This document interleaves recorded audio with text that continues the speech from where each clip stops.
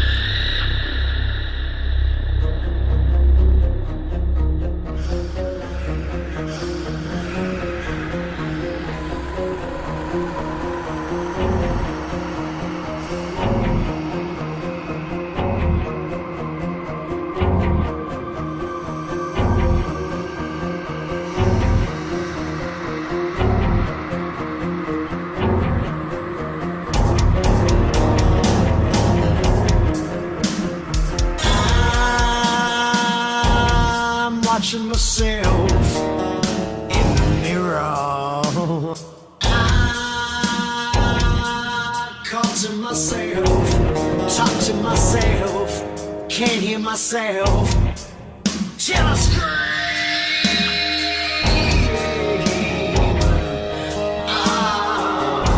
There's pain and there's violence, I'm crying in silence, wearing masks to hide the real.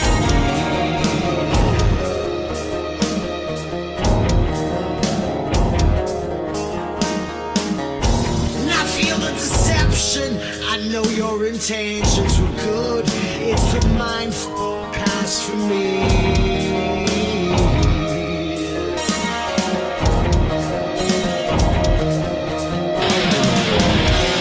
Now keep praying every day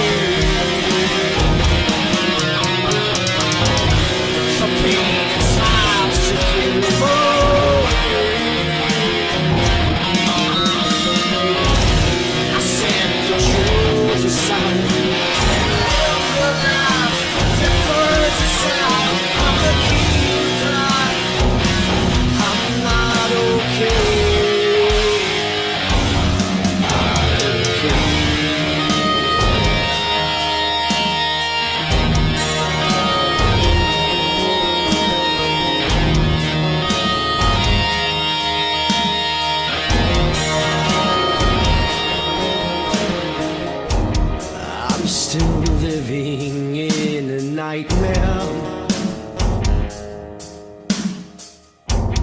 place to keep you safe from me.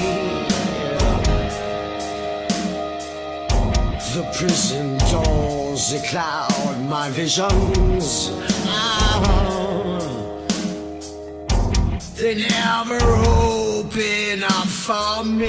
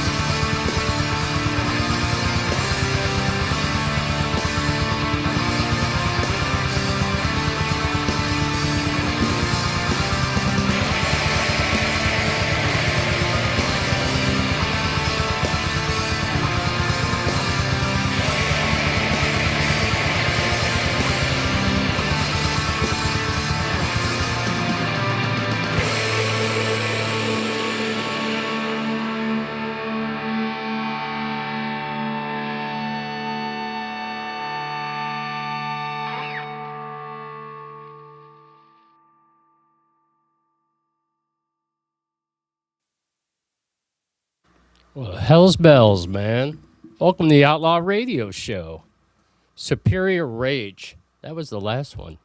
That was pretty cool. Hey, the one before that, I can't pronounce that name, so there is no way I'm going to even give it a try. And I'm not sure what country they're from, King Ern. I'll look it up after the show, and then I'll shout you out and let you know. I got a bunch of stuff I got to do for a bunch of artists. I got to get it done tonight. All right, so this is the Outlaw Radio Show. We are famous for our edgy biker rock content, welcoming fans to the Outlaw family with a greeting of love and blood from our friends, the Unsatisfied. We're in the middle of a change, whether we like it or not. It is what it is, and thank you. I do love the shirt, too. I could not find my Morbius shirt, guys. I looked for it. I don't know. It's probably in the laundry somewhere. I need to do laundry, okay? So tonight we have the full Monty. It's something new. It's kind of like a news segment and whatever else I want to do. The Unsatisfied will be with us at 8 p.m. We'll be talking TV evangelist, divine deception, from the pulpit to the jail. And then very soon I have the Paranormal Chef stopping in at 7:30. And he's going to chat you up about this new MK Ultra thing that is going on with the government. It's pretty cool. It's super... interesting. You're going to get a lot out of it. All right, so you guys ready? I hope you're ready out there, because here we freaking go. Are you ready? Tactical nuke incoming!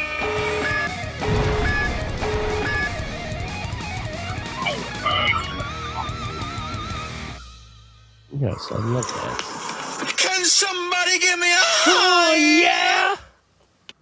All right, so tonight we kicked it off with 7 Days a Minute. Killer song, right? Loved it. And then we did that second band, and I can't pronounce it, and I'm not going to even give it a try. Robin's not here to help, and it ain't going to happen. Also want to say happy birthday to Robin. She's out having smoothies with her boyfriend, enjoying the beautiful weather, and enjoying her birthday. So congratulations on another year. You made it. It's tough, man. And I bumped this up. You have been banned, you loser. Now crawl back into your hole. I apologize. That wasn't meant for you, Robin. Okay? It happens. Okay. And then lastly was Superior Rage. It's an epic tune. I played it last night for the first time for Robin. She totally loved it. Okay, also tonight we have 51 Boneyard, Dogs of Verona, Jim Bellinger. I haven't played him in a long time. And it's me that's playing with him on this track. Vintage Blonde, who I just booked for next week to come on the show. The Unsatisfied with a brand new song that we haven't played before. It's super cool. My Cleveland Project, Burlos Brotherhood, King Ern, and then we're going to play Ozark Gypsy. And I also want to give a shout out to Nicola and Joshua. They're in the United Kingdom. Thank you for listening. We love you guys. You guys rock. All right? All right, so I'll give you another. Are you ready? Are you ready?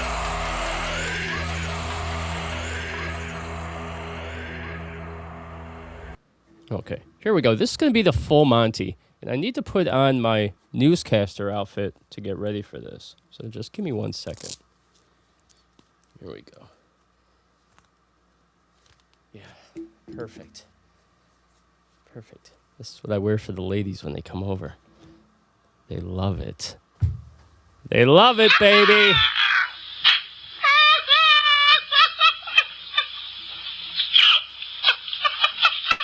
Okay, this is the full Monty, where we give you the rundown, the offbeat, and the absolutely everything in between, from the headlines you need to know to the weirdest corners of the internet, and honestly, whatever else crosses our minds. No fluff, no filters, just the full Monty.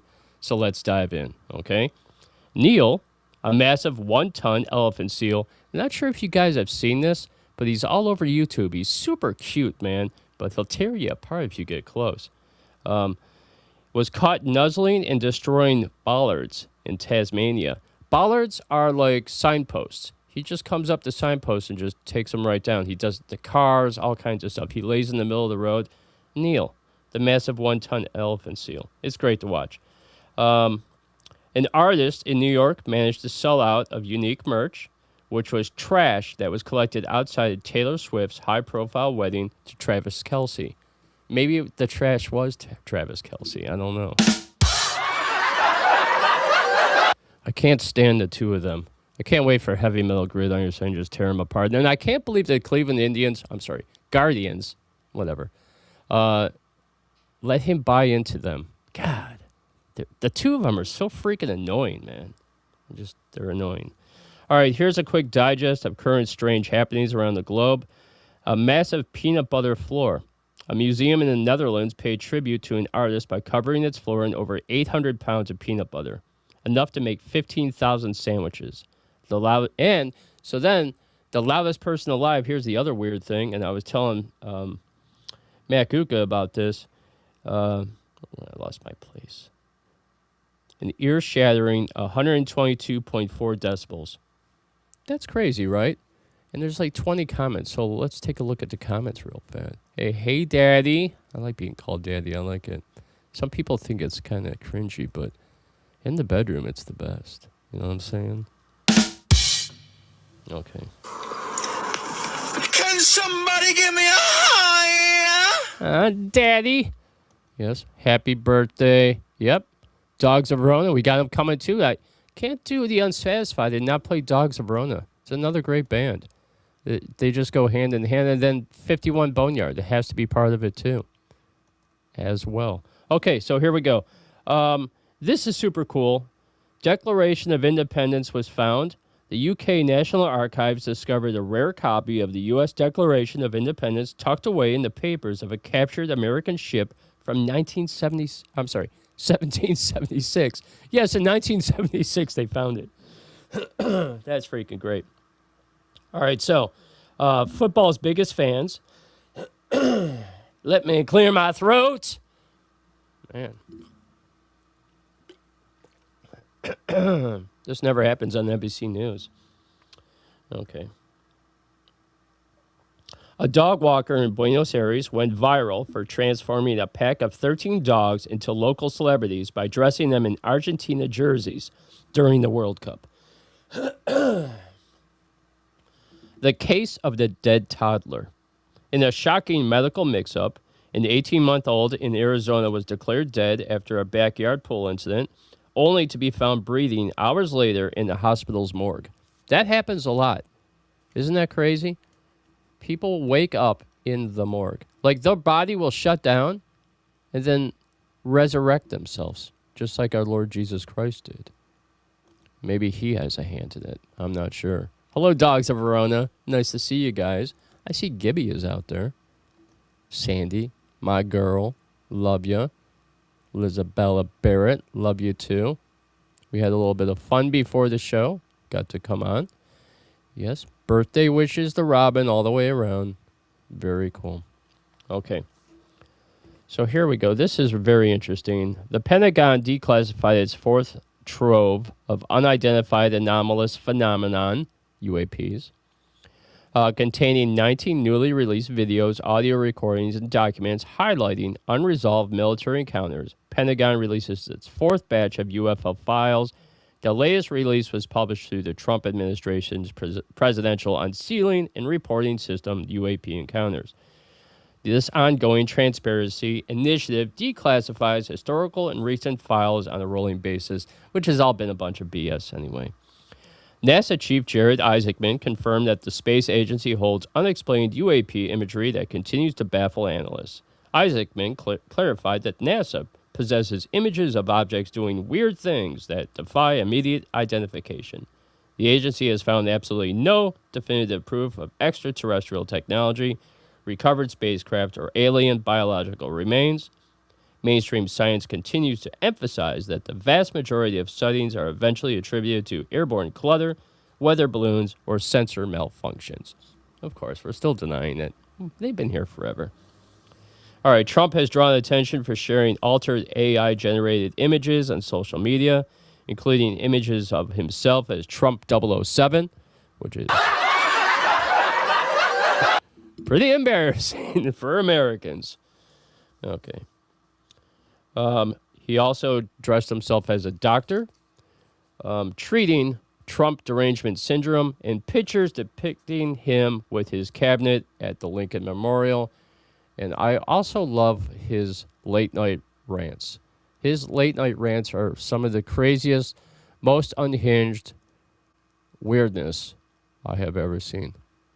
Yeah, that means nearsighted, huh? Maybe that's what we'll just call it, the nearsighted band. Always good to be here, Jeff. Always good to have you here with us. Hell yes. And yeah, it's going to be a great evening. I got Matt Gutka coming up in just 1 minute here. So what I'm going to do is I'm going to play one song so I can get set up for Matt, and we'll be right back, all right? So I got something for you. You're going to dig this. This is 51 Boneyard. This is Golf Cart Bobby. And we'll be right back. I'll be back.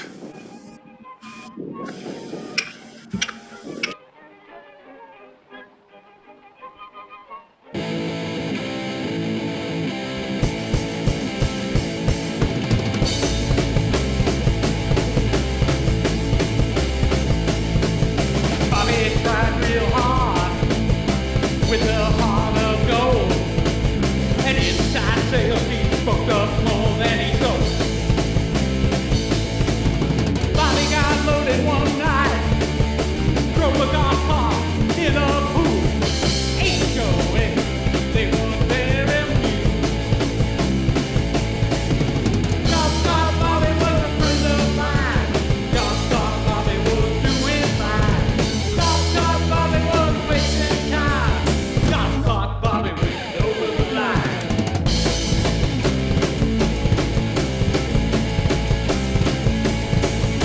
Bobby went to jail. No one there to post his bail. Stuck his life inside a Florida cell. Bobby had to stay in court 3 long years at the Lost Resort. Vacant license plate every single day. Golf cart Bobby was a friend of mine. Golf cart Bobby was doing fine. Golf cart Bobby was wasting time. Golf cart Bobby went over the line.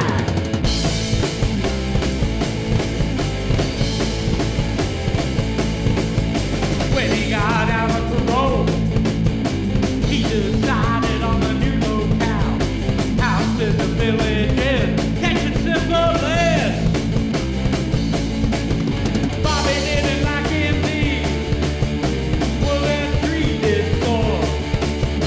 Died from the clap at the end of the 18th hole. Golf cart Bobby was a friend of mine. Golf cart Bobby was doing fine. Golf cart Bobby was wasting time. Golf cart Bobby went over the line.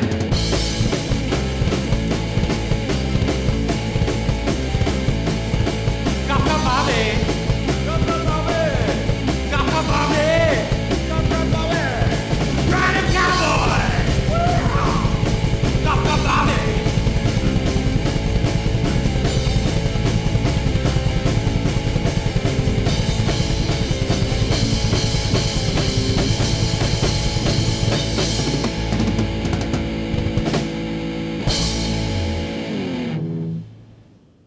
Golf Cart Bobby, 51 Boneyard, man.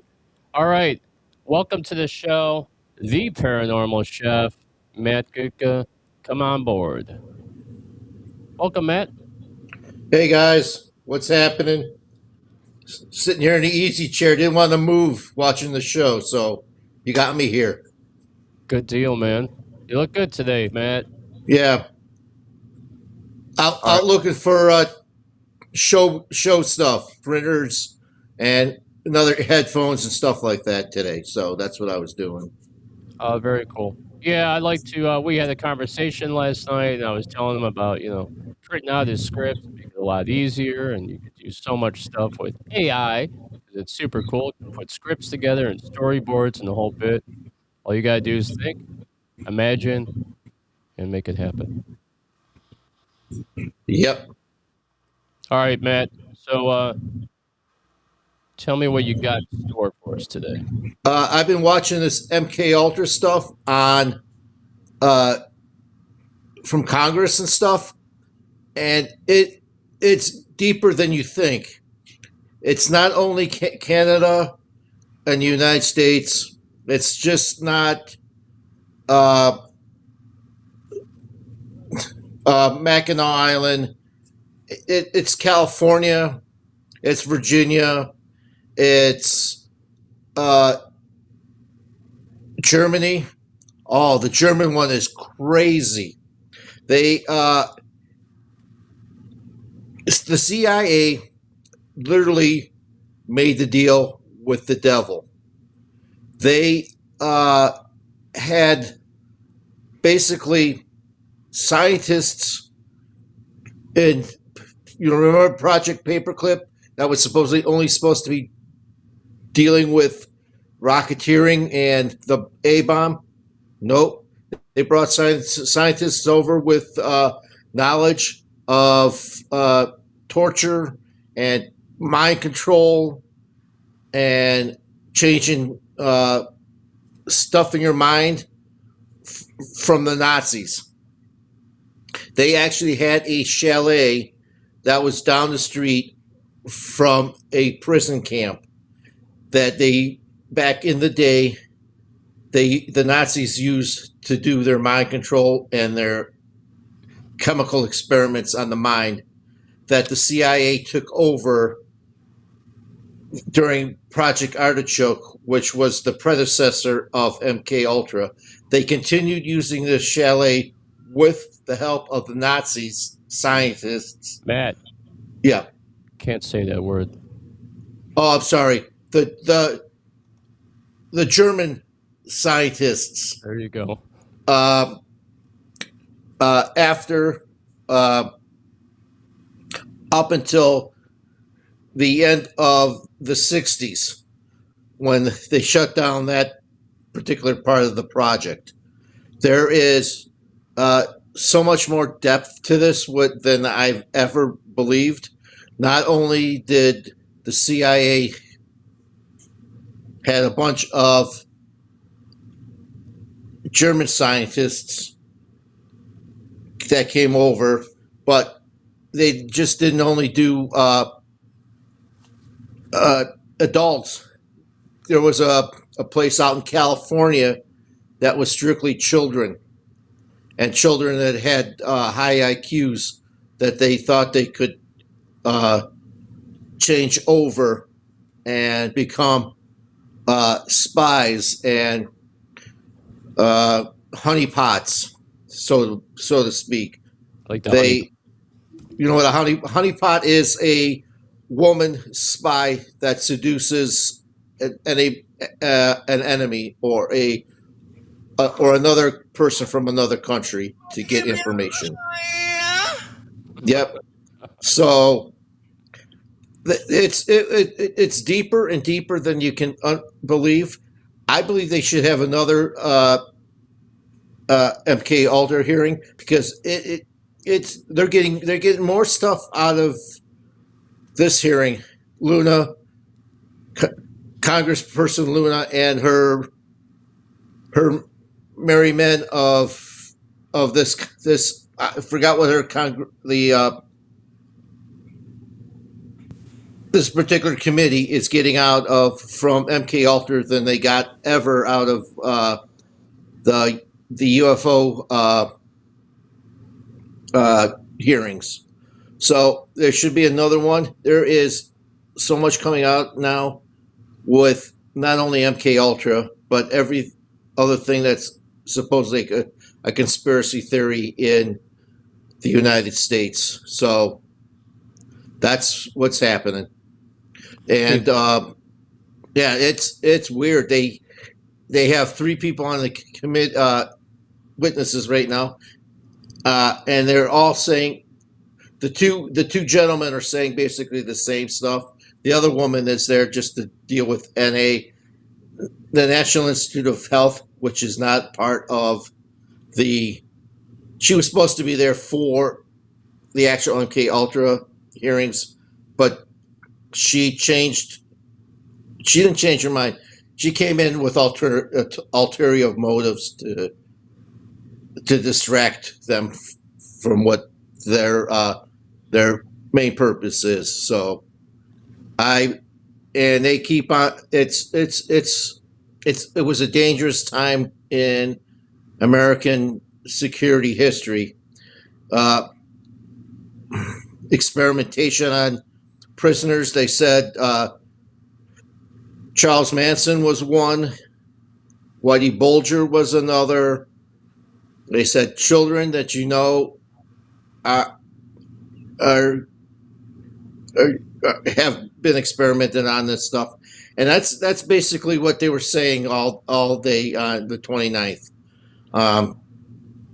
It was just horrible how they took the drugs, LSD and others, and just injected them into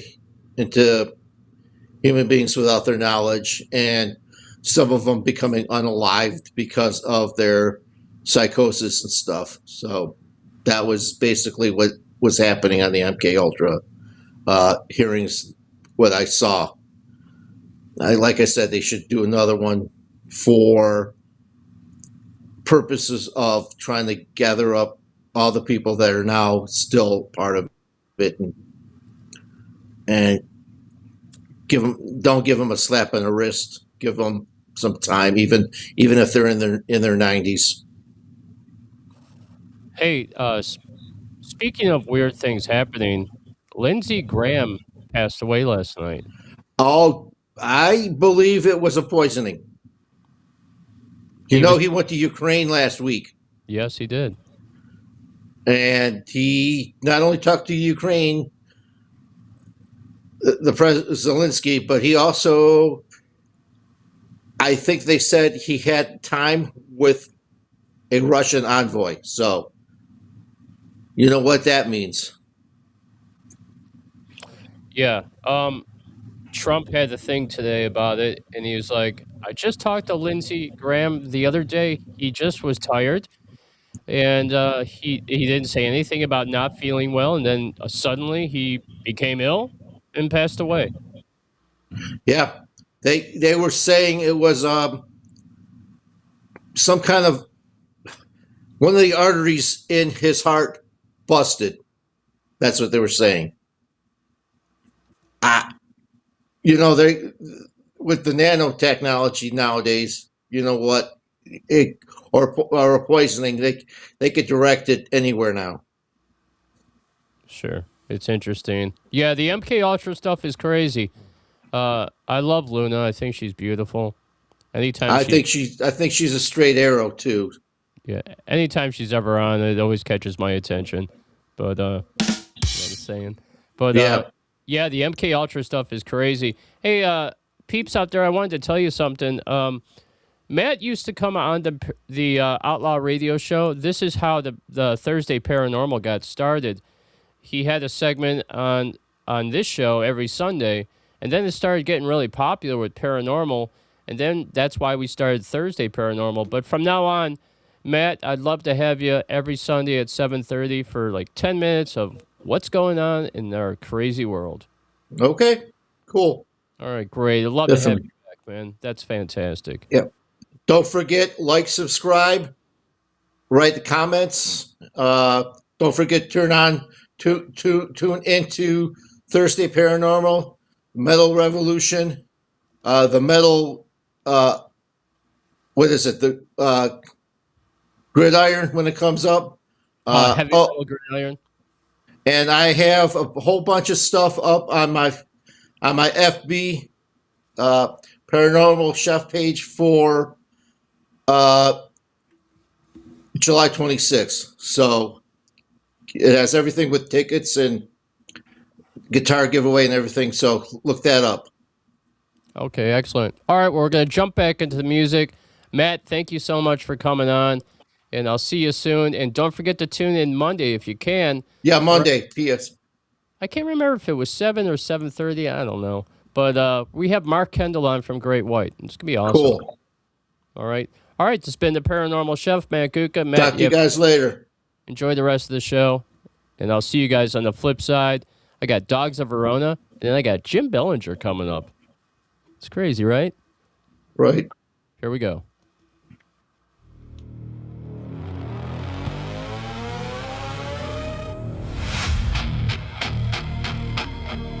citizens of Earth.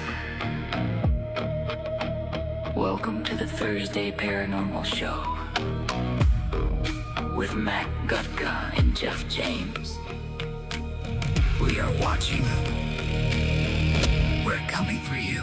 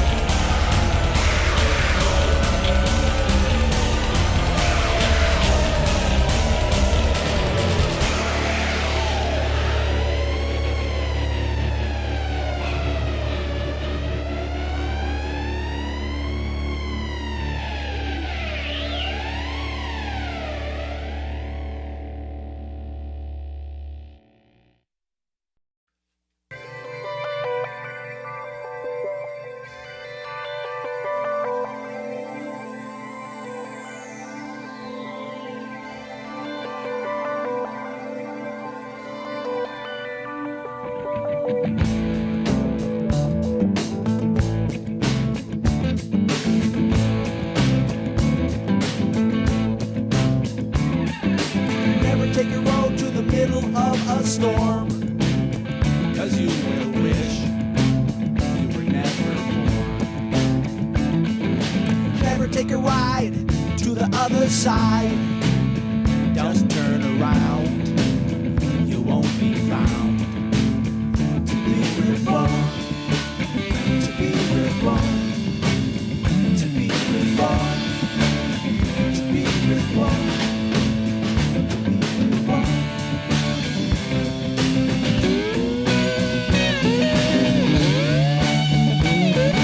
Never take a rodeo to a burning field. To a field that's open. Never show your fear to a pack of wolves. So when there's nothing left at all, you know it's time to be reborn, to be reborn, to be reborn, to be reborn, to be reborn. And with the ever-changing times strikes you down to size. Never get up in the morning without your soul, because if you do, you'll have nowhere to go. Walk down the path of disrepair, 'cause you know you ain't gonna make it nowhere. 'Cause it's time.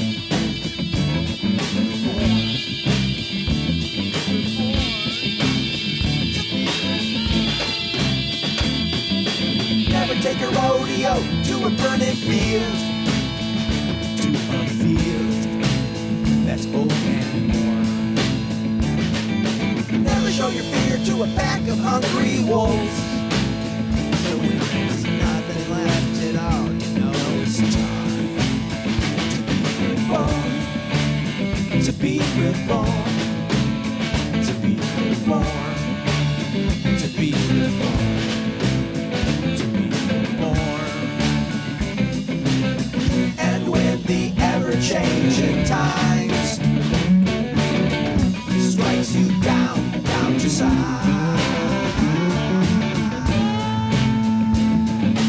Never get up in the morning without your soul, because if you do, you'll have nowhere to go. Walk the path of disrepair.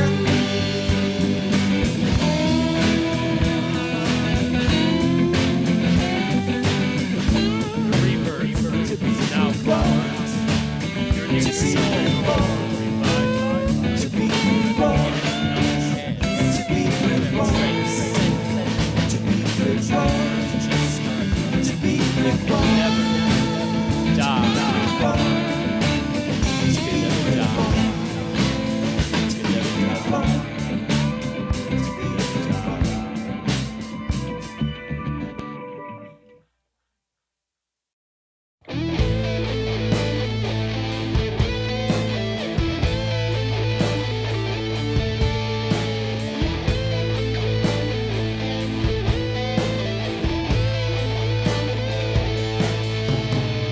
Times we can reach out and slap our face. In the cold dark night you can't keep up with its pace.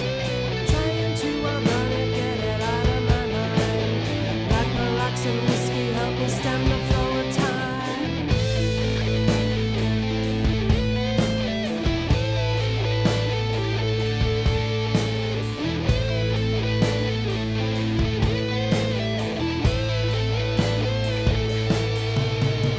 Promised I would be home, execute our family plan.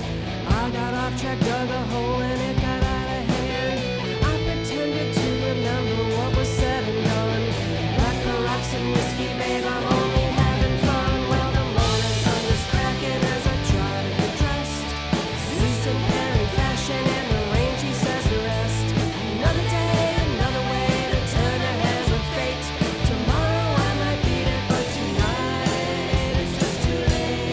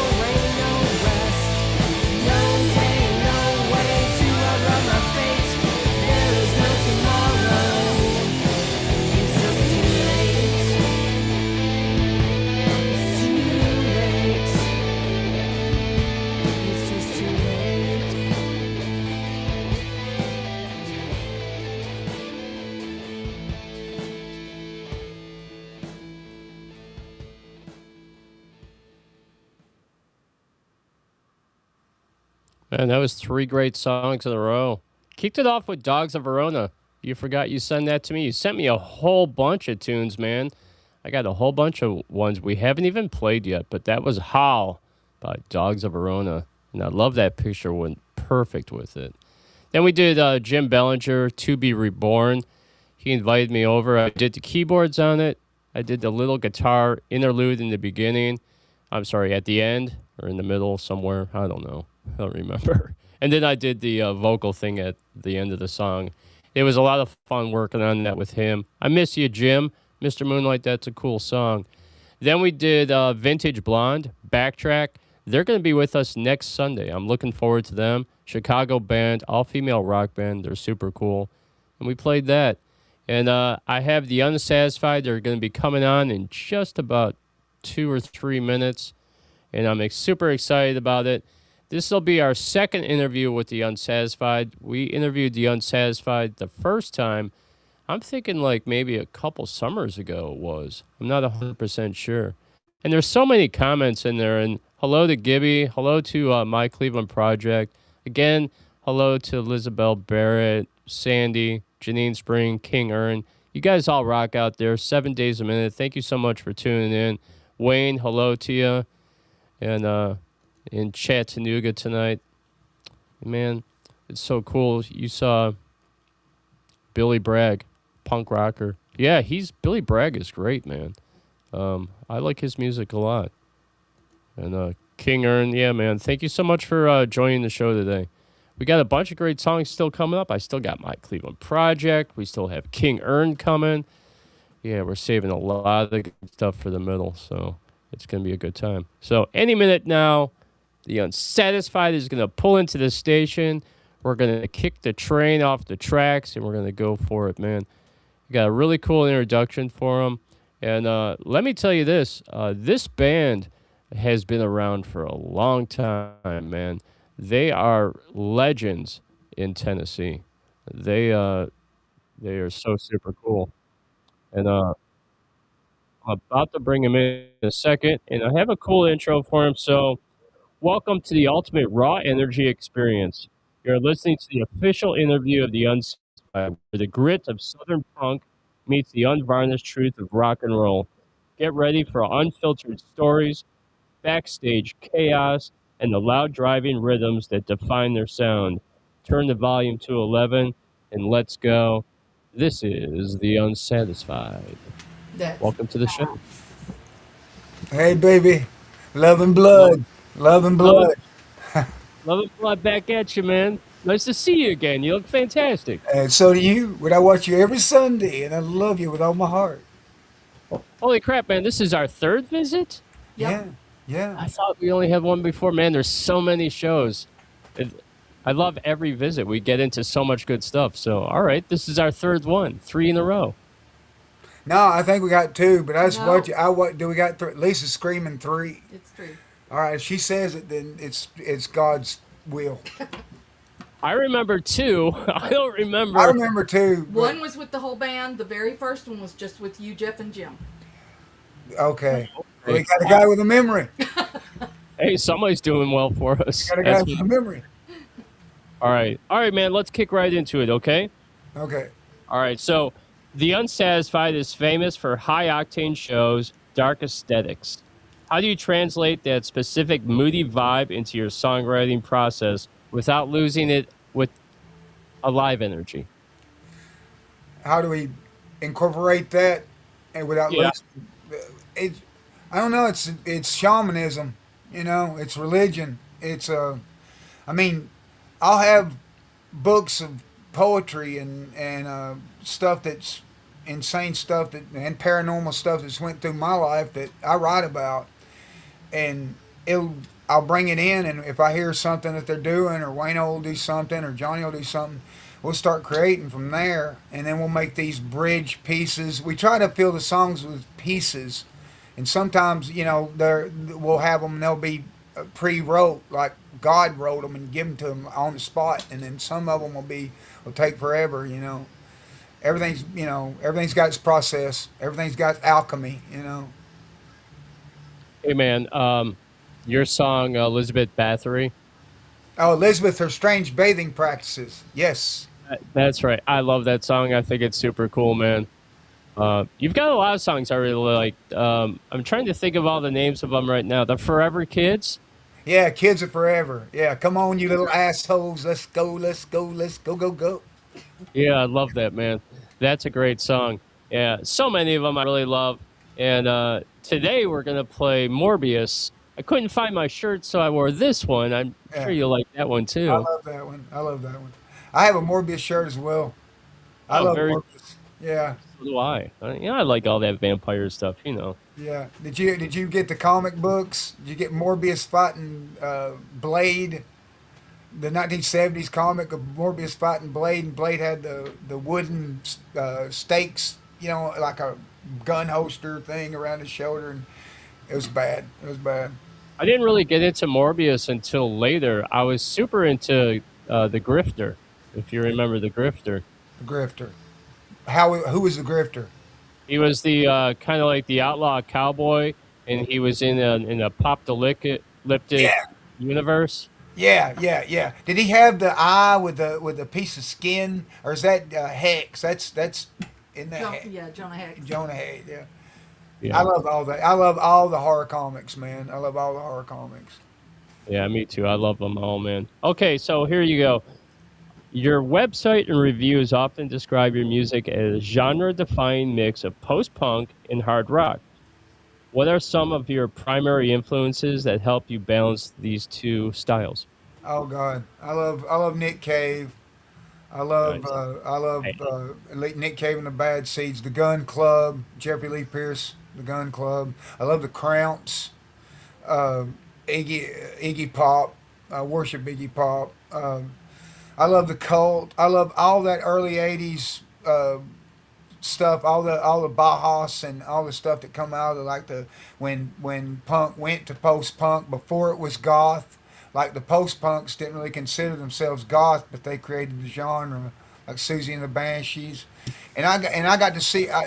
Back in my day, we used to go to midnight movies, and we'd go see Rocky Horror. And there was a movie that came out. Oh yeah, and there was a movie that come out called Erg: A Music War, and I got to see the Cramps for the first time. And at the time I was worshiping Rocky Horror and Adam and the Ants. It's like when the new romantic scene come in, and I was working at the Nucleus, duct taping the windows down when Black Flag comes through Chattanooga. And if I didn't, they would blow them out because they had so much equipment. Unloading Flea from the Red Hot Chili Peppers stuff out of a station wagon in '85. So I was on the scene, but I really loved what was happening in England and all the post punk and the new romantic stuff. But the minute I seen the Cramps, it blew my mind. And I had to work. I went from Adam Man. I had to become Lux Interior.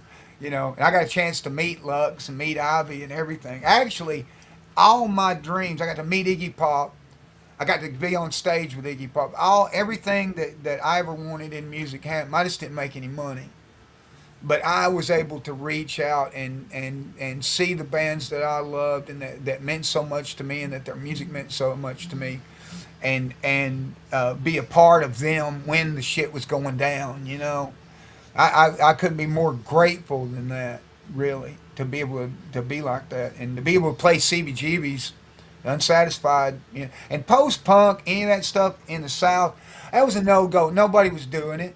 But I knew 3 other bands that did it locally, and the one of them was called Hank, and the other one was called Feast of Pigs, and they loved Joy Division, and they were real smart. I'm white trash.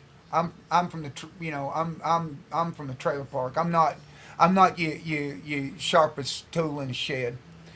But when these cats that I dig, the Hank singer Chuck Jennings and Feast of Pigs singer John Johnson, those cats were fucking intelligent, learned scholar kind of people. They were college people. They took the drugs. They did they were educated, and they got me into more intellectual music.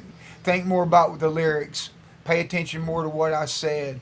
I paid attention to the Bible. Pay attention to Revelations. I pulled from all that stuff. And these cats, they were they inspired me. So we had in Chattanooga, we had a little post punk thing was about to happen, and then that fell apart, and I was the only you know makeup wearing fag on the street, man. You know, I was the only one doing it, and there was nobody else doing this thing. I was the only one wearing makeup. I was one of the first people that stand danced.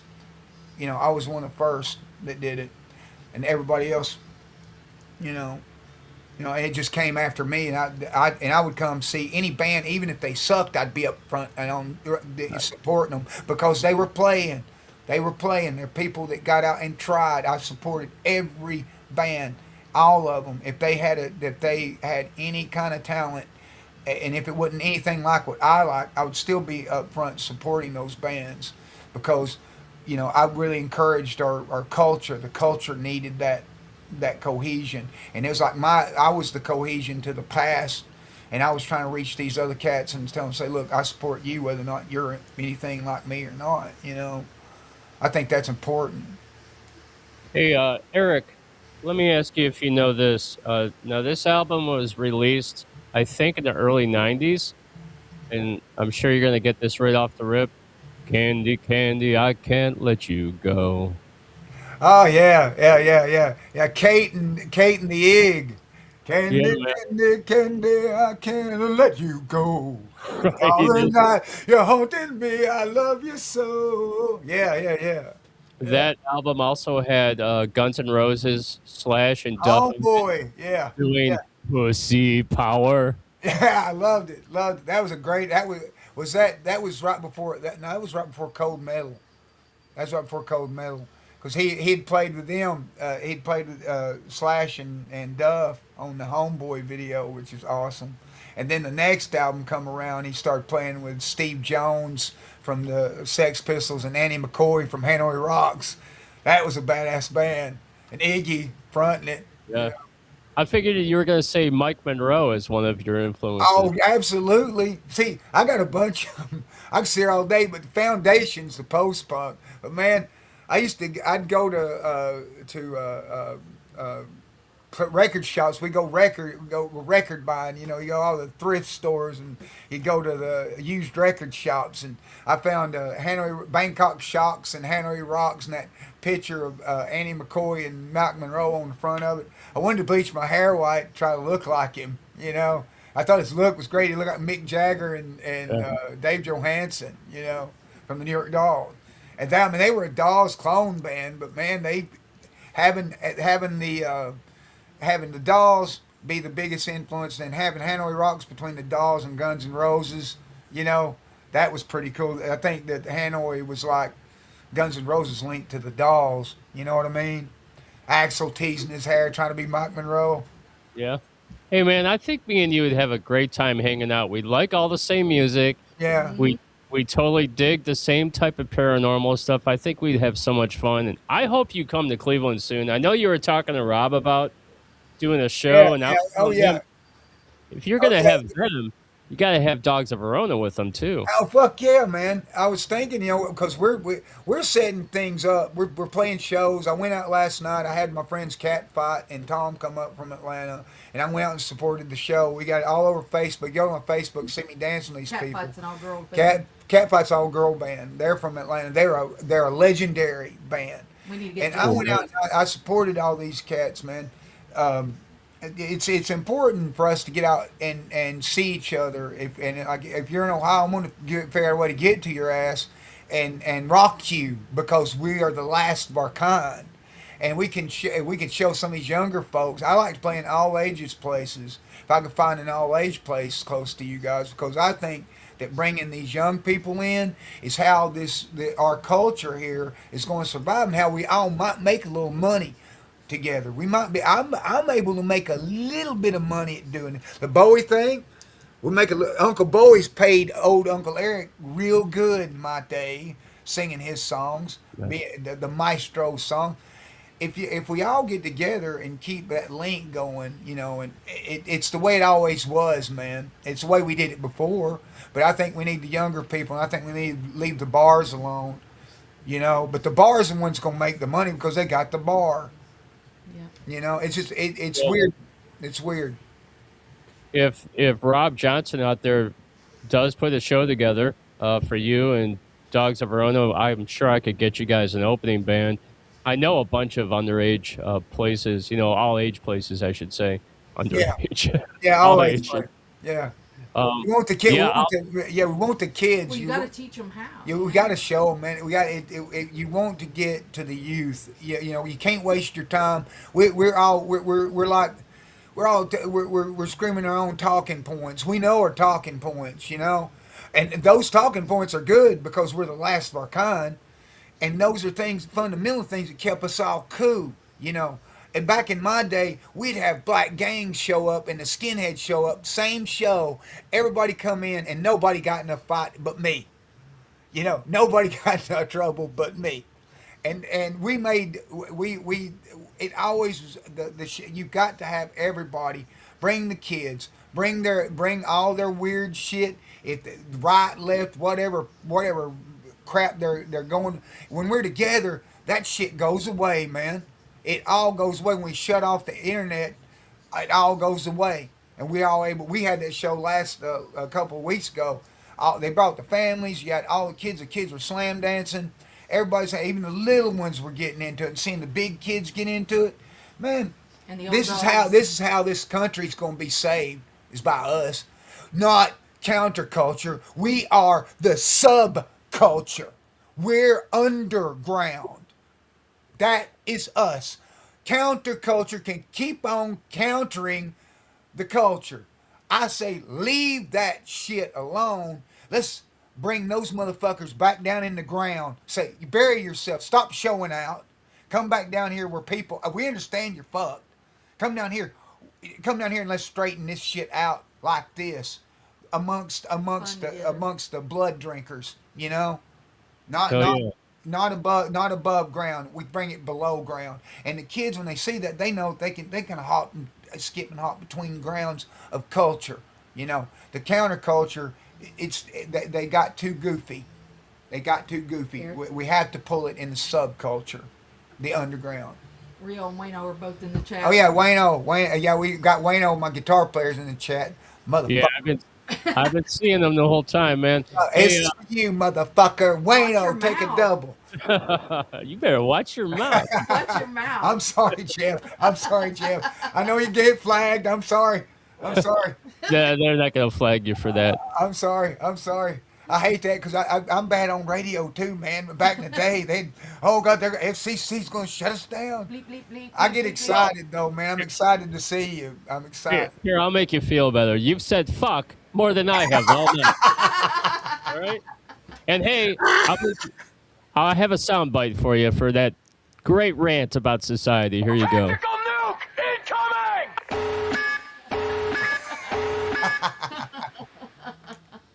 All right, man. All right, so you formed a band back in 1986. Right. Transitioning, was it in 86? Yes, it's an 86. Okay. Halloween 86. And you transitioned out of the classic 70s punk era into your own unique Southern underground sound. How do you feel the scene in the South has evolved since you first started playing clubs there? Oh man, it jumped all over the place. I mean, it jumped. It was great. It's evolved. I think it's still hopping. There's so many great bands in down here, and the scene did evolve great. But I mean, it's oversaturated. When you got all these great people, a lot of the great people that came from my era, they got kind of buried with life. While some of these other young people, they went in another direction. They still do their own thing, and everything sounds cool. But it's not like it was from '86 and where I come from. And even the Unsatisfied. I started the band with a girl. I had a girl bass player and a girl guitar player. I told her, she said she thought she was a lesbian. I said, great, let's make a rock and roll band. And she ended up, she says, I know Tears for Fears, but I like this band called The Replacements. And she played a Replacement song for me, and then we ended up liking Bad Brains and Fang and all the hardcore bands, And then the Unsatisfied got up to a certain point. We were huge. I couldn't leave the house. I couldn't go out to the mall where I wasn't chased by people, and they had to get me. I had to get a handler when I was young, And in 4 years, we bought our own van. We bought our own equipment. we took care. We were all self sufficient, and then we imploded. My ego got too big, and I ran everybody off. Ruined my band, and then I was nothing. Now I got met Lisa, and I had to start all over, and they wasn't nobody chasing me. But in that first few years, when I had the girl guitar player Shauna, man, you could. And we wrote some great songs, Jeff. We wrote "Female's a Demon." We wrote "Murder Me, Murder You." We wrote "Power Jew." We wrote all these cool ass songs, and they weren't like a lot of people said we sound a lot like Jane's Addiction, or we're going into that Jane's Addiction field before Jane's Addiction.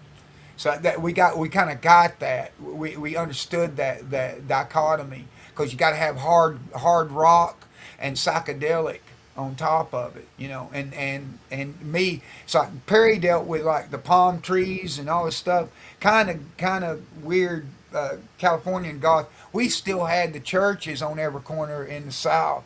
We still were having the Bible shoved down our throats. So it was like sort of like the same thing. We could kind of. He was a drug addict. I was straight edge. I didn't take nothing. I didn't even drink. But I had a great imagination. Loved comic books. Oh yeah. Hey, I want to go back to something that you said earlier when we first started talking. The Frankie Horror Picture Show. Rocky Horror. Thank you. I used to go to that too, man. Hell yeah. Every time I think of Rocky Horror, I think of the Marilyn Manson song "Fuck Frankie." Is Yeah. that stuck in my head? Frankie, fuck Yeah, Frankie. I know you know that song. That song's I know. great. I know. Yeah. Marilyn Manson. When he come around, I thought, you rip off. He took my idea. I seen him. He looked just like me. I'm like, what the fuck? They go, he's ripping you off. I'm like, oh no, oh no, oh no. But Sylvain told me this. I don't believe anything like that. But Sylvain from New York Dolls, he told me. He said, don't be surprised because you were before that got around, especially in the area, because he's from Florida and I'm from Tennessee, and we've been playing up and down Florida and back for 10 years before, or at least 5 years before Marilyn Manson.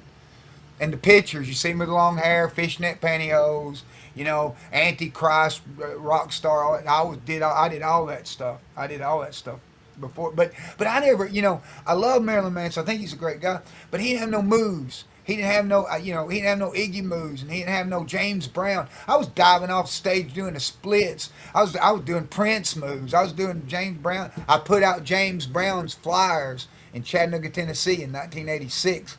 I met James Brown, the guy that booked him on the Nucleus. And James Brown come in there, and he had this makeup that was caked up on his shirt, and he had a purple shirt on, and the makeup smeared on it. He had eyeliner smeared, and it was real hot. And James Brown was standing there. I'm standing there staring at James Brown. He comes to the punk club. Charles Locke's the one that booked him, that owned the punk club, the Nucleus. Charles Locke go, we're having troubles with the tickets. And James Brown takes the flyers and smacks them into my chest and goes, Lord will handle it. And I took James Brown flyers and put them up everywhere. And so from then on, every show I did, I studied James Brown moves, and I danced like James Brown to fucking punk rock, man. I said, man, you got to have somebody that can dance, And I didn't see Marilyn do. I had the goth makeup on, but I had to put some of that soul power in it, Hell yeah. Marilyn Manson doesn't dance. Iggy Pop can dance around. He's super cool. Iggy Pop, because Iggy Pop came the same. It's James Brown. When they would tour with MC5 and Alice Cooper, MC5 would be listening to all of James Brown stuff, getting pumped up for their show. I think about like that early funk. That early funk is the foundation of what become punk. It was certainly its foundation of the Stooges as well. And it's the we try to pull it in this, but my band, I gotta let my guys have their own influences. I can't just make okay, you're gonna play funky drummer and but even I like that stuff. I let whoever we have, all the people that we've had in the band, I've tried to let everybody leave their stamp in it, because they knew I would never quit, and they knew I would never stop, and I want them to be, look, you sounded great. Here's that stamp. I got Matt, my drummer in the band now. I knew him since he was 17, and he's in his 50s. Wayno, he's 17, he's in his 50s now, and they all come up with the Unsatisfied. And I just reach out and go, okay, I need a brother, I need somebody to play. They know what's going on. They know I don't have to explain anything to any of these guys. They grew up on it. I want to hear you cover Howlin' Wolf's "I Put a Spell on You." Oh yeah. Oh, we'll send it to you, Lisa. We've got it. He did it. I yeah. did it. I And did you'll it. love it. And you'll love it because I sing it just like Howlin' Wolf. Yeah, not Howlin' Wolf. Screaming Jay Hawkins. Oh, Put a yes. spell Okay, on you because you're mine. I love that. That's fantastic. All right, man. Hey, a lot of people out there don't know this, but you're in the award-winning documentary Ambition Withdrawal Redux. What was it like having a lens turned on the band's history, and how did seeing your journey on screen impact your perspective as artists? It blew my mind. It blew my mind. I had Jason Dragon, the guy. I met him when he was 17. And he looked at me and said, "I'm going to go to film school, and I'm going to learn how to be a filmmaker, and I'm going to come make a documentary of your band." Great. I see him again. He's 27. He's got a camera. He walks up at the show and he goes, "I'm ready to make that documentary now." And I hadn't seen him in 10 years. I went, "Oh my God, that was crazy."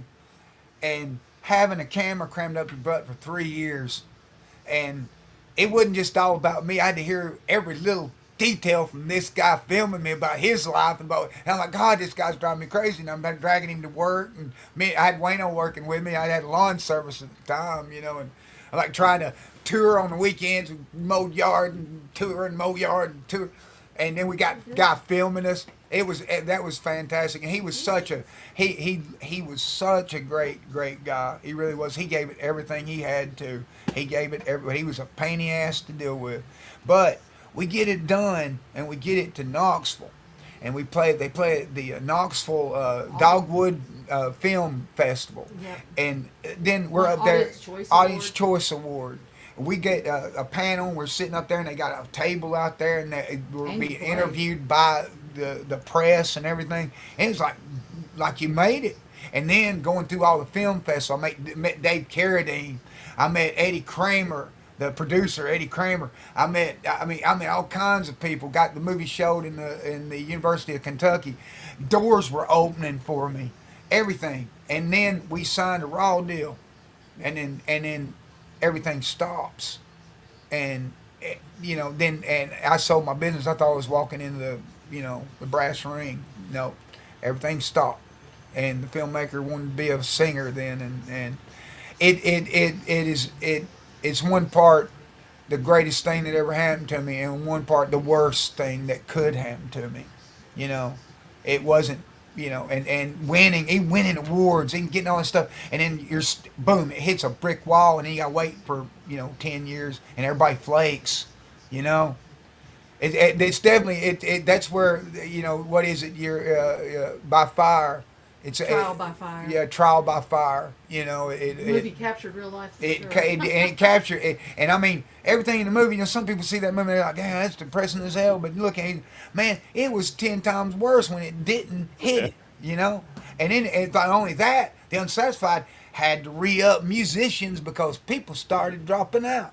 Then you had that to deal with, and had to pull in all that anger because you don't want to be mad.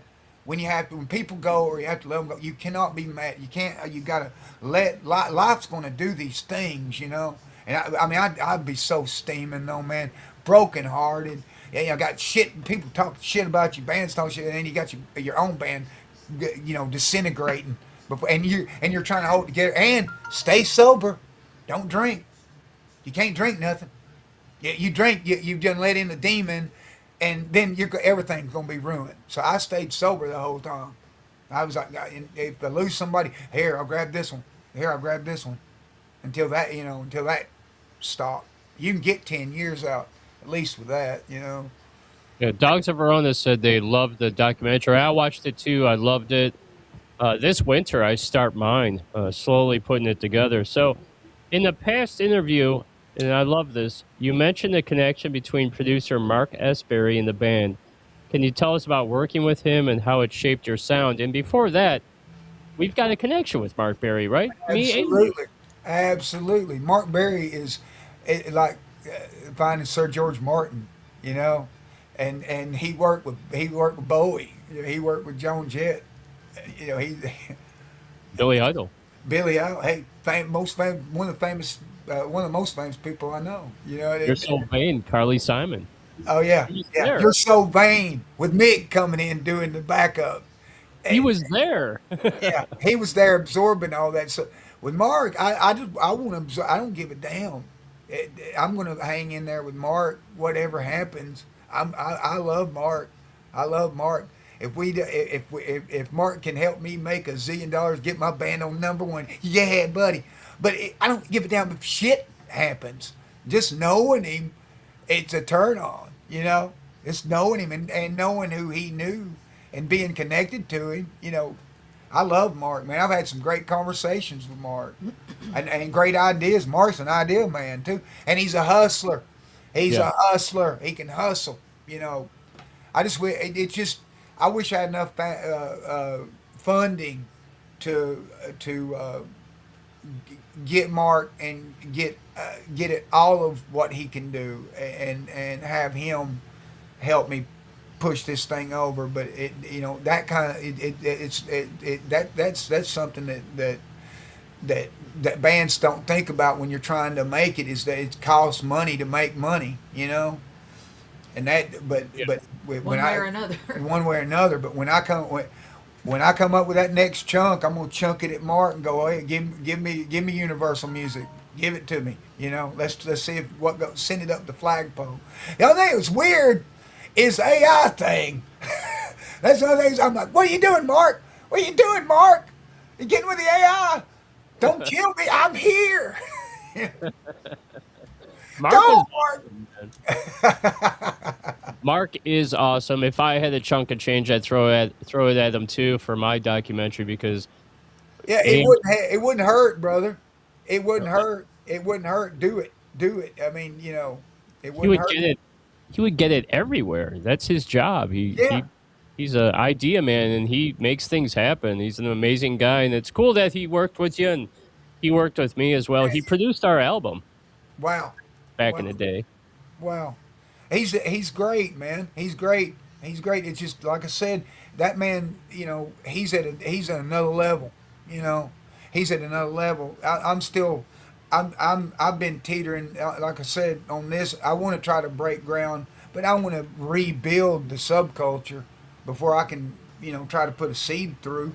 I know that seed will, and this is alchemy, brother. It's trial by fire. This is alchemy. I got to keep on hammering that sword till I get it bended, and then heat it back up, and then sharpen the son of a bitch, and then stick it through somebody. Yeah. Hey, man, he's a billionaire. Have you ever had a conversation with a billionaire? Yeah. I'm like, give me some. We got plenty. Give me some. Well, you're a billionaire. Finance me. Me. No, right. Man, Mark. Hey, Mark ain't go. Mark. He's gonna work with whoever's hungry enough to get the job done. If you're hungry, he's gonna work with you. He's gonna help you. He's gonna stay and stay in touch with you. He's not gonna let you go. You know, he's not gonna let you drift away. And that's my feelings on Mark. What I've noticed about Mark, he won't let me drift away from him. He stays in touch with me, and that speaks bounds when you can call one of these billionaire people a friend. And I consider Mark Berry one of my friends, you know? I do too. I feel the same way. All right, listen, we're playing Morbius tonight. Tell us about that song. Morbius. Dr. Michael Morbius was trying to cure his blood. What was it? He had not a blood addiction. He had a blood sickness of some kind. He had like blood sickness of some kind. So he's trying to cure his blood, and he ends up using vampire bat blood and injects it in himself. And all of a sudden, he gets a craving for blood, and he can't stop himself.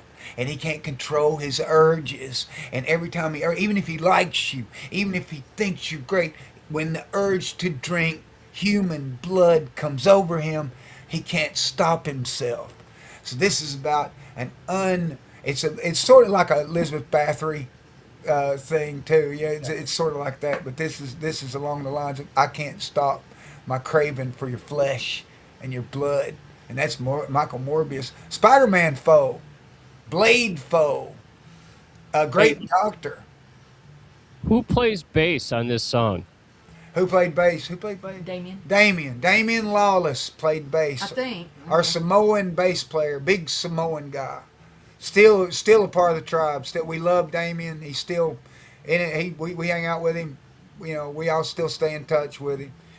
Losing him was he was like the crap control. If something was crap, he controlled it. He'd outgo the lights. He wouldn't allow anything. You know, he wouldn't allow. I'm going to try anything. Damien would be like, if he hears a riff he didn't like it, cut that shit. Yeah. He was a real perfectionist, man. He was a real perfectionist. The reason I ask is the bass line in that song is super cool. Oh yeah. That's Samoan blood. That's Samoan from the island of Cleveland, Tennessee. Very nice, man. All right. I hate to end this interview because it's so freaking great, but the best thing is I get to bring you on again. But I know. Anytime you want, brother. I'm here. I'm watching you all the time. I'm supporting the show. I love you, and I hope Rob's out there, and I love you, Rob. And let's talk about booking a show up there, and you guys come down here, hang out with me. You know. Oh yeah. Yeah, I would love that. Hey man, if you book a show here in Cleveland, I'll promote the hell out of it. I'll be your promoter. Beautiful, awesome. brother. Oh, beautiful. Wayno said Mike Pack is playing bass on that song. Mike Pack's playing. Oh, scratch that. It was Mike Pack on that from the Future Virgins. The guy that produced Songs the Belt Taught Us was on that track. Yeah, I had no Not idea. Damien. I had no idea. I set Damien up too. I take back all that shit I said about Damien. F you, Damien. Fuck you, Damien. Yeah, give him the double birds. There you go, man. Hey, what is next for the Unsatisfied? Can fans expect any new releases, projects? Oh yeah. Obviously. We're fixing to go in the studio and record a new single, and with Mike Corder from the Diamond Dogs, Corder Music, and because I got a great studio with those guys at Mike's house, and we're gonna go over and record that. And then we've got a show with the Bretta Suede and the Motel 6 that are from New Zealand. They're sort of like the Cramps. They're a great band, but they're from New York, and they're coming through town, through Chattanooga, and we'll be playing with them in August. No, September 5th. September 5th. Yep. And then the Bowie guys got a thing here in town, here in Chattanooga at Songbirds, the guitar museum that's here. We're doing Scary Monsters and Super Creeps album, and we're doing Ziggy Stardust and Spiders from Mars, and I'm going to be wearing a spacesuit, so it's going to be wonderful. And Songbirds is great. And I got to be on TV tomorrow too, first thing, promoting that. So we're busy, brother. Busy. I'm happy for you, man. You guys deserve it. And I can't wait to see you in Cleveland. I think Rob's going to do a good job. He's going to bring you here, and I think it's going to be super cool. And when you guys do come to Cleveland, you and Dogs of Verona, I have you come in the studio, sit right next to me, and we'll do a show the night before you play. You know? Absolutely, that'd brother. be fun. Would love it. That'd That'd be beautiful. That would be so wonderful. That would be super cool. All right, guys. Thank you so much for coming on the show. Thank you, brother. Eric, you're amazing. Your enthusiasm is amazing. So much energy. Awesome interview. Love you, brother. I love you too. All right, this is The Unsatisfied. This is Morbius. And I'll see you on the flip side. Be good, brother. All right, here we go.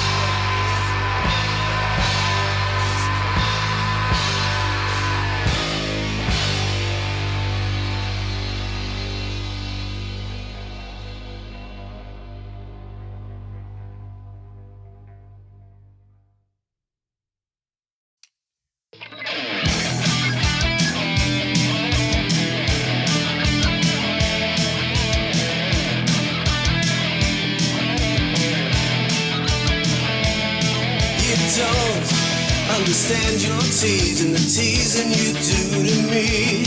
There's parts of you that make me fall hard to my knees. My head is in my hands as I try to get control. You are so beautiful, beautiful to me. I can't tell you, you can't tell me what you see in me. I'm a little bit crazy, just a little bit lazy. That is just a part of being me.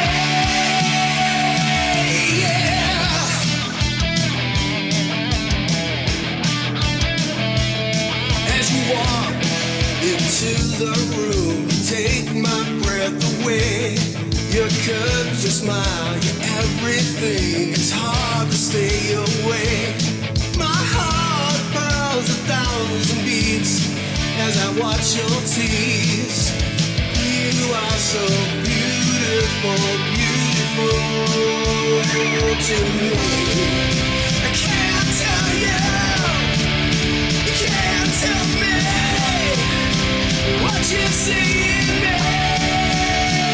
I'm a little bit crazy, it's a little bit lazy.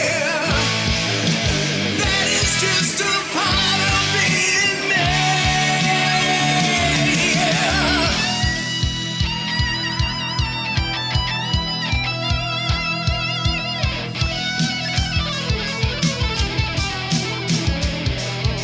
You don't understand your teasing, the teasing you do to me.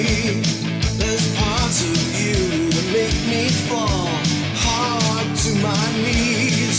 My head is in my hands as I try to gain control. You are so beautiful, beautiful to me. I can't tell you, you can't tell me what you see in me. I'm a little bit crazy, it's a little bit lazy. That is just a part of being me. Crazy, just a little bit lazy. That is just a part of being me.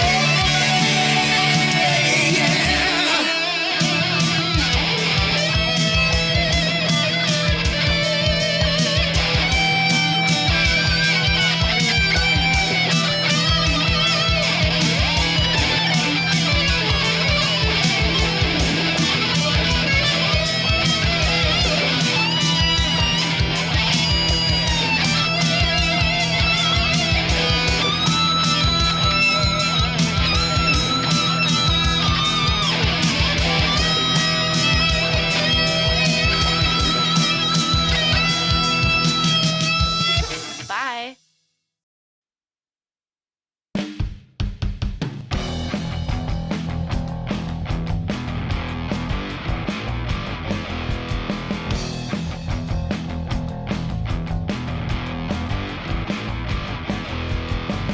Hey mama, can you see me now? Yeah, I'm killing for a living, taking evil out. With the Lord above and the devil below. Well, I'm punishing the wicked only way I know. I'm bad, oh so bad. Look out! Here I come.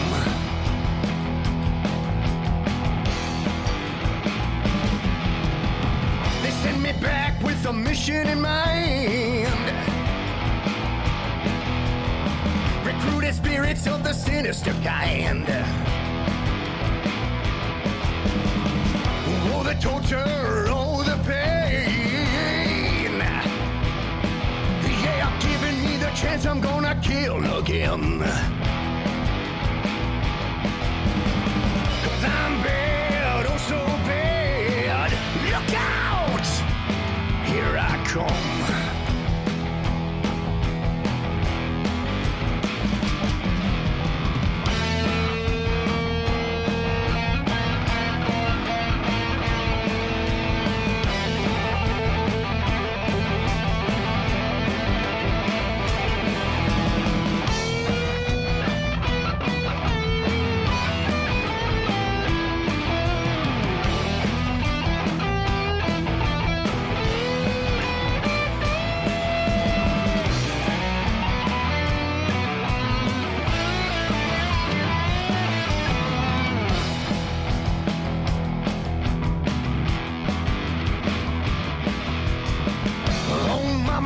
say your prayers. When you're looking out for evil, cause it's everywhere. I made a deal with the devil and it's written in blood. I keep on killing for a living like you knew I would. 'Cause I'm bad, oh so bad. Look out! Here I come.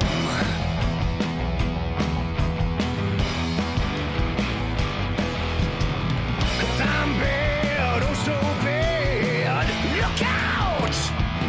Here I come.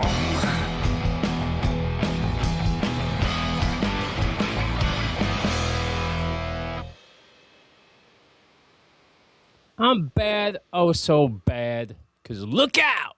Here I come. Cool song, man. 3 great songs in a row, I have to say. Kicking it off, The Unsatisfied. That song freaking rocks. Cool bass line, cool song altogether. My Cleveland Project. Dave, you're a tease, and that's why I played that song. You're always teasing me with all this great news. And then Berto's Brotherhood with I'm Bad, oh so bad. And Sandy, you know I'm bad. I'm a bad boy. All right, that interview was fantastic. Am I right? Eric, fantastic. So much energy, raw power, pussy power. Iggy Pop vibes, man. Iggy Pop was the king. Still the king. Man, good stuff. Great interview. I'm so pumped up from it. You got me going. You got my juices flowing, bro. Got my juices flowing. And I'm going to give you one of these because it was so good. Then... Can somebody give me a oh yeah? And then this one. Of course, this one.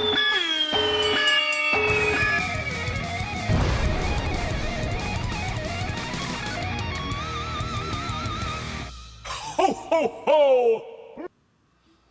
Yes. Great job, man. Great interview. All right. I got one for you. This is going to be kind of fun. Divine Deception. It's not as serious as you think it is. It's going to be great. They asked for your faith, and they asked for your wallet. Behind the polished suits, the tear-stained prayers, and the studio lights lay a terrifying reality. The men and women at the pulpit were hiding sins far darker than their followers could ever imagine. So I love TV evangelists. I grew up watching Jimmy Swagger with my mom. She loved him. You know, nobody really knew what was really going on. But dude made a lot of money, had a lot of women, and people loved him. Made millions of dollars. So we're going to talk about all the TV evangelists that did the crime, okay? I don't think anybody ever brings this stuff up. But I'm going to do it because I just love the church.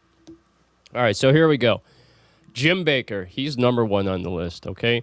He was the founder of PTL, Praise the Lord Ministries, in Heritage, USA. He was sentenced to 45 years in federal prison in 1989. It was later reduced for mail fraud, wire fraud, and conspiracy. If that wasn't enough. He was praising Jesus and stealing money from your wallets. Okay. He illegally oversold lifetime partnerships to finance his television empire and theme park, misappropriating millions in viewer donations. He basically stole from everyone, right? 45 years is a long freaking time.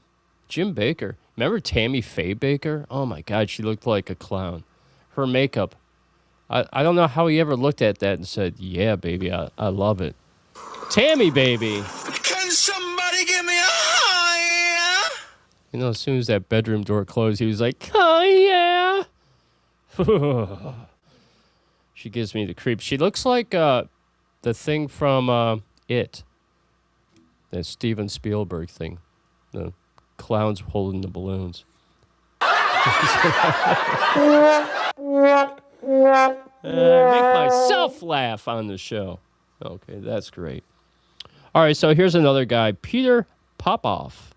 In the late 1980s, the Faith Healer television ministry collapsed after investigators exposed a massive fraud. He was using an earpiece to secretly receive information about audience members provided by his wife, pretending the knowledge was divinely revealed. Jesus is telling me that you have a bad back and you need it healed, brother. And they're like, yes, I do. I have a horrible backache. It's been there for years. It's my sciatica. Man, what a piece of trash. I almost said it, man. The piece of shit award. Okay. All right, here we go. So if that wasn't enough, then we have Joe Campbell. He was a well-known Pentecostal preacher and TV evangelist in the Ozarks. He was arrested by U.S. Marshals and charged with first-degree rape and lewd acts against children. One of the worst. It doesn't really say how long he served or if he's still serving time or if he's even alive. Who knows? Okay, W.V. Grant, a Dallas area TV evangelist and faith healer, another one. Grant was convicted of federal income tax evasion in 1996. He failed to report at least $300,000 in cash donations given directly to his church, using the funds for personal expenses. He was sentenced to only 16 months in prison. That's all. Man, our justice system is a real work of art, man. Hey, yeah, my Cleveland Project, if I could speak right, my Cleveland Project. Devin whistles in the wheat fields of the Colorados. Yeah, fishnets do rock. I love fishnets, baby. I don't see enough of them. I did see a couple girls in fishnets at Smedley's. That's the one thing I do miss about going out and seeing bands play. Now, I will go out and see Dogs of Verona and the Unsatisfied. That'd be a great show. But I don't get to see a lot of shows in Cleveland because as soon as I see fishnets, it's all over for me. And then they're like, see, he's a creep. No, yeah, I'm creeping on them fishnets, baby. Hell yeah, I am. Unsatisfied, yeah, man. That was a great interview. We love you. Unsatisfied. All right, so here we go. David Taylor, the head of the Joshua Media Ministries International, was arrested and hit with federal indictments alongside co-leader Michelle Brandon. Prosecutors charged them with running a $50 million, this one's funny, forced labor and money laundering scheme. Allegedly, they forced their followers to work for the ministry's call centers with either little pay or no pay, under threats of divine punishment. If you do not answer that phone call, Jesus will stricken you. He's going to throw you into the brimstone of hell if you don't get to work. Man, can you imagine going to that church? You make your first day and you're like, hey, I'm so excited to be here. Praise Lord. Get on the phone, fucker.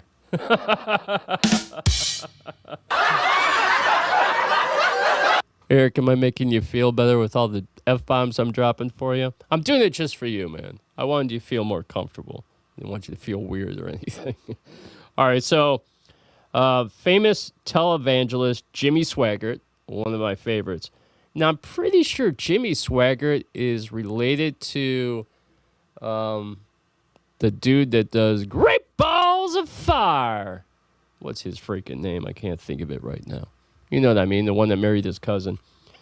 All right, so he was involved in the highly publicized prostitution scandals in 1988 and 1991 that devastated his ministry, but he was strictly issued traffic citations rather than being convicted of major criminal offenses. That's the thing. If you get busted for like trying to get a prostitute, it's a traffic citation. It's a fine. It's not like it's a first-degree felony or anything like that. It's just basically a slap on the wrist. The first time is like no big deal. I personally think prostitution should be legal. You'd have a lot less angry men out there for sure. Especially if it was like France or something. It was like the red light district or everything was like, you know, people were tested and all that great stuff, man. I don't see anything really wrong with it. I think it would actually be a really good thing. If we're going to legalize marijuana, we might as well legalize prostitution as well. Jerry Lee Lewis, thank you. Satan. Jerry Lee Lewis was a bad boy too, man. He was bad. He married his cousin. Yeah, that was a great movie. He was amazing on piano. But yeah, Jimmy Swaggart is related to Jerry Lee Lewis. Maybe they're cousins or something like that. Yeah, they're cousins. That's exactly right. Thank you, Matt. Thank you so much. All right. Very cool. All right, what I'm going to do is I'm going to play one song, and I want to get set up for what I'm going to do next. I'm actually going to be ending the show real soon. But I do have a couple things I want to read to you, and I have a special song I want to play. He happens to be out there listening right now, and we're going to play it for him. This is King Ern with Disgust at the Horror, and we'll be back in like 4 minutes. I'll see you on the flip side.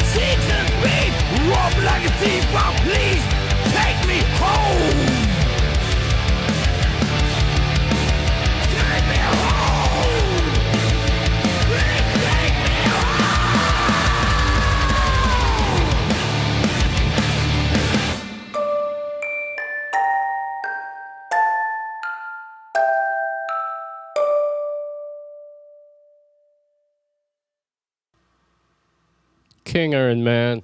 That is great. I love it. I love that song, man. Very, very cool. I like the beginning of it. I like the end. Super cool. Thank you so much, King Ern, for letting me play your song. Dig it, bro. All right, so we have something very cool. It's going to be ending very soon. So, you outlaws out there, if you want to sign up for this, Outlaw Radio Nation is teaming up with the Battle of the Bands, Road to Revival, for a killer VIP giveaway. One lucky winner will score free tickets to the July 26th showdown at the House of Blues Cleveland. Hang with the Outlaw Radio Nation crew. Experience the event like a rock star and enter now. You can enter it by going to outlawradionation.com/.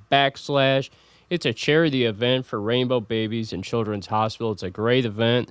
The Outlaw Radio Nation Metal VIP experience. One winner will win tickets to the Battle of the Bands, House of Blues Cleveland. There'll be 2 tickets. Access to hang out with the Outlaw Radio Nation crew during the event. You get a VIP check-in. It's early entry. A meet and greet, photo opportunities with judges if they're available at the time. Signed memorabilia items. Mentioned on there during the July 25th special presentation, which Dave Felizi from My Cleveland Project will be joining us. And I'm hoping to get some other rock stars on the show, too. Maybe John Raven will stop by. Maybe I can get something like Vinny Appice. That'd be super cool. Okay. So go on our website, sign up for the contest. The contest is going to be ending very soon. I think we just got like 1 more week to go, and that'll be it, man. So we're going to be taking a look and see who signed up for it. All right, so join us Monday for the Metal Revolution Hour. It's a special presentation. We have Mark Kendall from the band Great White coming in for an interview. He'll be on at 8 p.m. Not sure if I'm starting at 7:30 or 7. I can't freaking remember, man, but I'll put it up tonight. And Rockin' Robin will be with us on that show. We're going to do the history of the Great White Band, and then we're going to interview Mark. And then me and Robin, hopefully Mark stays around for the contest, but we're going to do the metal music trivia, 80s hair metal edition. And me and Robin are going to go back and forth and see who wins, man. Whose answers reign supreme, okay? I kind of think it's going to be me because I'm a product of the 80s. But who knows, man? She's into a lot of 80s metal music, so who knows? All right, next Sunday, we have Vintage Blonde from Chicago coming in at 8 p.m. You guys going to dig these ladies. They're fantastic. Rock and roll, baby. They hooked up with the Rising Fall and was playing that Women in Rock show, which is super cool. I wish I was in Chicago to see it. Damn. Next time. Maybe. Who knows? The Paranormal Chef will be back with us at 7:30 p.m. Talk about whatever he wants to talk about, paranormal or society. Free reign, brother. And then the full Monty will be back. We'll be talking about whatever we want because we could do whatever we want. And that's the great thing about a podcast, baby. Then I'm going to talk to you guys about the spider goat. I know it sounds weird, the spider goat. Think about it for a second. We're going to talk about animal hybrids. Did you know that they gene spliced a jellyfish with a rat? The thing glows in the dark and has green eyes. It's fact, and it's true, man. It's crazy. There's a lot of animal hybrids out there. That is just one of them. The other one's the spider goat. We're going to talk about it. It's going to be super cool. I want to thank you guys for tuning in. Of course, I want you to like, subscribe, share, do all that crazy stuff.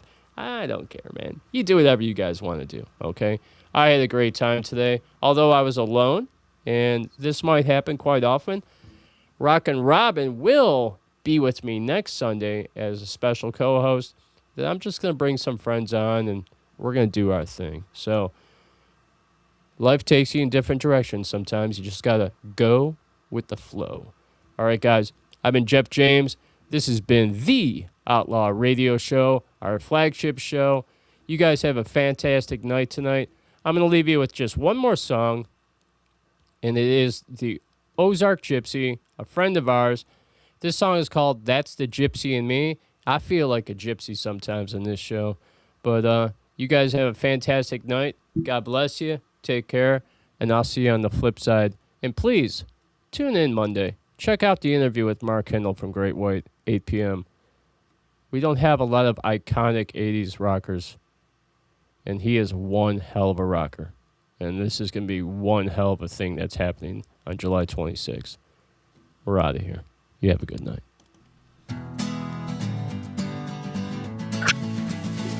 I'll be back.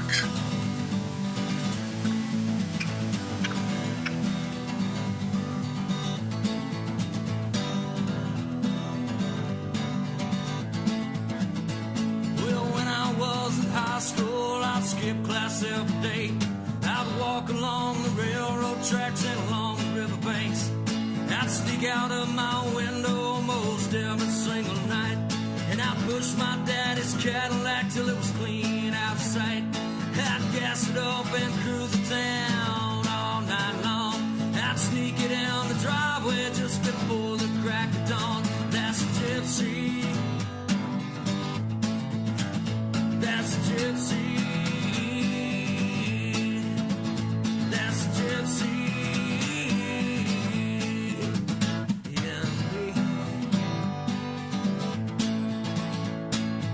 Quit school and I got a job, but I couldn't hold it down.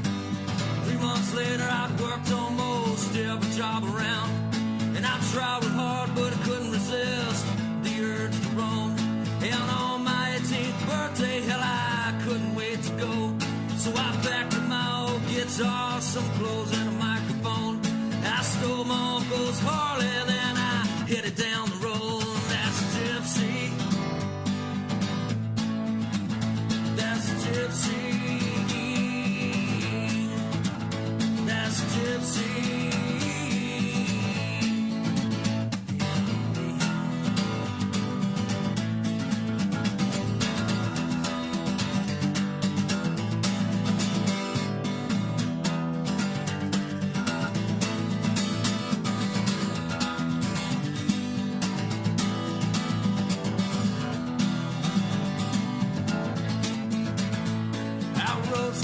I rode some bulls, I won some rodeos.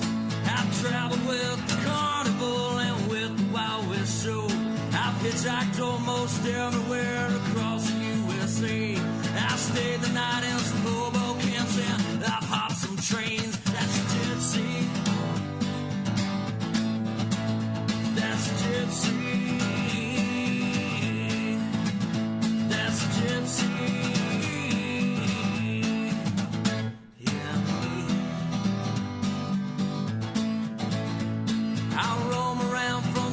Town and wandered through the streets, playing my own songs for the food that I eat. I slept in cars, I've slept in bars, I've slept in county jails. Sometimes this life out on the road can be a living hell. That's a gypsy. That's a gypsy. That's a gypsy.